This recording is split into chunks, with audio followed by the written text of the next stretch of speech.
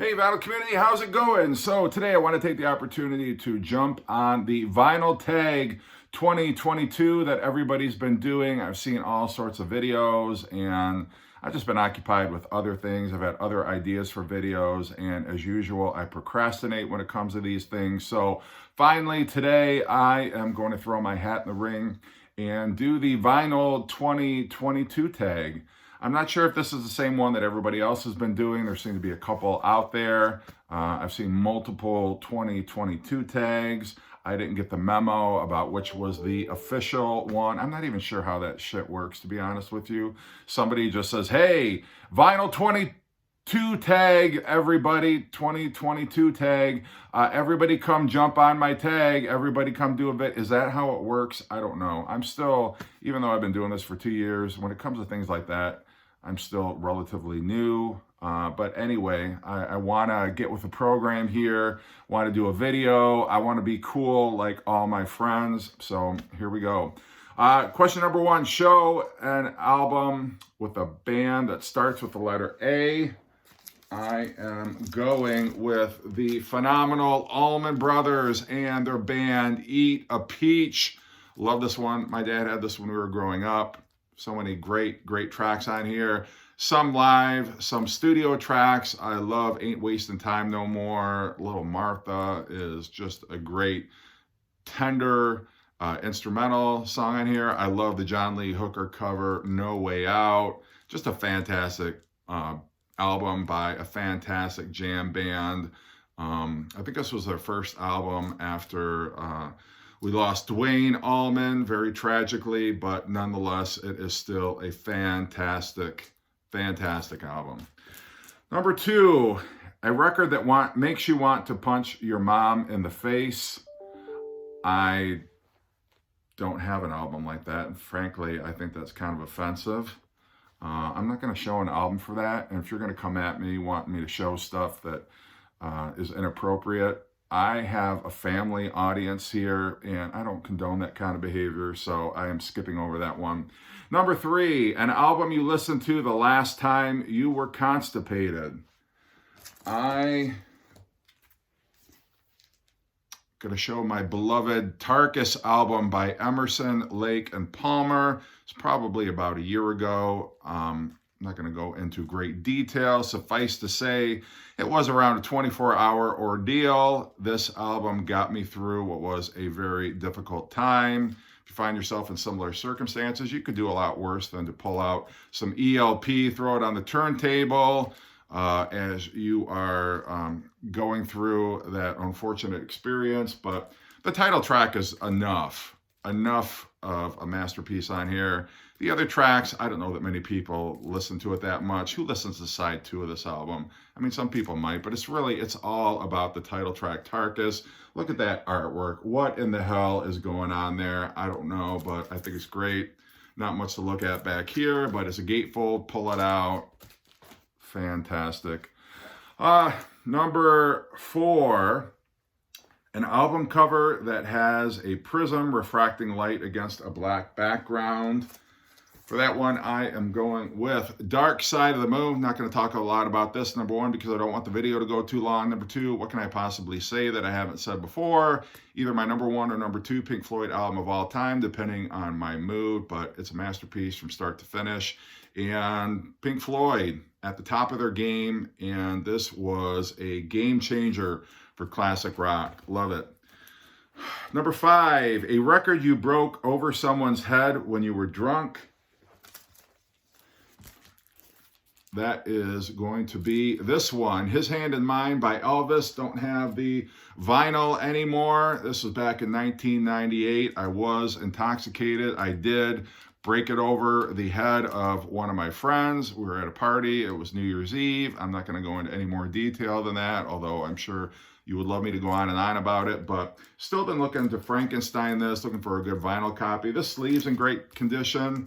The record before I broke it was in probably, I would say, good to good plus condition. So not that it was a terrible loss, but I would like to find a replacement copy. I don't show my Elvis records all that much. And I don't have an extensive collection because I'm kind of on the fence about Elvis. I love some of his early, like his rockabilly stuff, his Sun Records, his early records. His soundtrack music is all bullshit as far as I'm concerned. All his 70s stuff is just cheesy schlock, Vegas-y nonsense. And I'm sure there's some Elvis fans who are going to say you are ridiculous and you are the one who is schlocky and cheesy and whatnot, but I don't care. That's how I come out on Elvis. You know, there's like a small window of stuff of his that I like, but any of that stuff where he's wearing the jumpsuit on the cover, he couldn't even be bothered to take a regular studio photograph for any of his albums. All you get are these just live shots of him with his weight up and down and all this crap. I don't know. I'm not a huge Elvis guy. Just short windows, you know, at the late 60s when he was doing the whole Memphis thing after the comeback special, like kind of cool. But the rest of that 70s stuff is just garbage. I don't care for it at all. Like I say, same for the 60s soundtrack stuff. But anyway, I'm not going to go on. This is not an Elvis video. Number 6, an album with baked beans on the cover. I am choosing this one, The Who, Sell Out.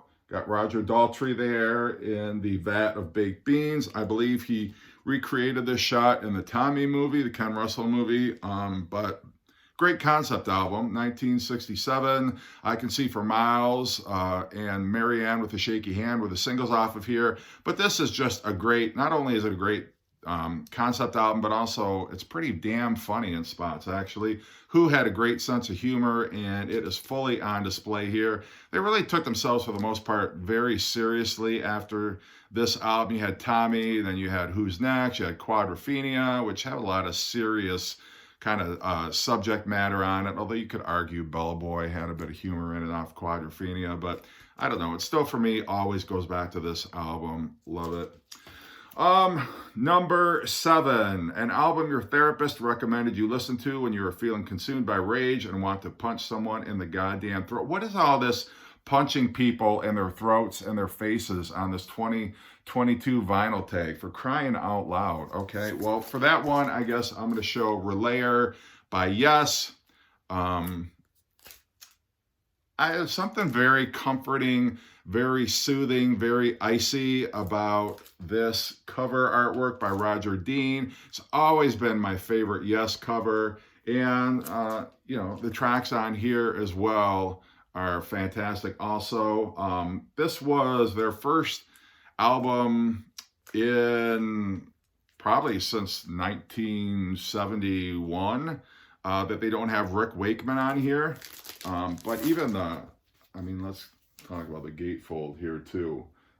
This gatefold has got a picture of the band, black and white picture, and then some kind of poem-y bullshit, something on the other side of that. But band photograph. Gates of Delirium takes up the entire side 1. And it's a grower. I listened to it at first and I was like, whatever. But the more I listen to it, the more I appreciate it. Love it now. But it was one of those that it took me a little time to warm to. But yeah, any Yes album from the 70s, you can't go wrong. All right, number 8, a jazz album with John Coltrane on the cover. I'm going to go with his masterpiece, A Love Supreme. This is actually the Walmart blue vinyl. As a matter of fact, Rod from Happy Hippie just actually showed this record on 2 of his videos. Have not put this on the turntable yet. I just got it recently, but I hear it sounds amazing, so I can't wait to play it. I previously had it on CD, but stumbled onto a vinyl copy of it and like, yeah, I'm grabbing this. Absolutely love some John Coltrane. Number 9, the first album you bought when you got out of jail. I've not been in jail, so I'm going to skip over that question. Number 10, an album by a band with 2 Z's in its name. The only one I can think of is ZZ Top, Fandango. This is one side live, one side studio tracks, but it's got Tush on it. Tush, whatever on here. That's the one most people are familiar with. They got a cover of Jailhouse Rock on here. Long Distance Boogie. They were a great boogie band. Boogie, boogie, boogie band. ZZ Top. So good at the boogie. Anyway, Fandango. Great album cover too. Like, it just totally stands out in the racks. Number 11, an album that makes you think of raisins. All right, I'm done, frankly, with this 2022 vinyl tag. I don't know what in the hell. I'm not going to put up with any more questions about punching people in the face or raisins or fecal matter or whatever the hell the other remaining 14 questions are. And this video is running a bit longer than I wanted to anyway, but don't say I didn't jump on the vinyl 2022. It's a lot of 20. All right, anyway, it's been a long morning already, but hope you are doing well. And yeah, do your own vinyl tag, and I'll try to get to some of these contests here in a while, but hope you're doing great, and take care.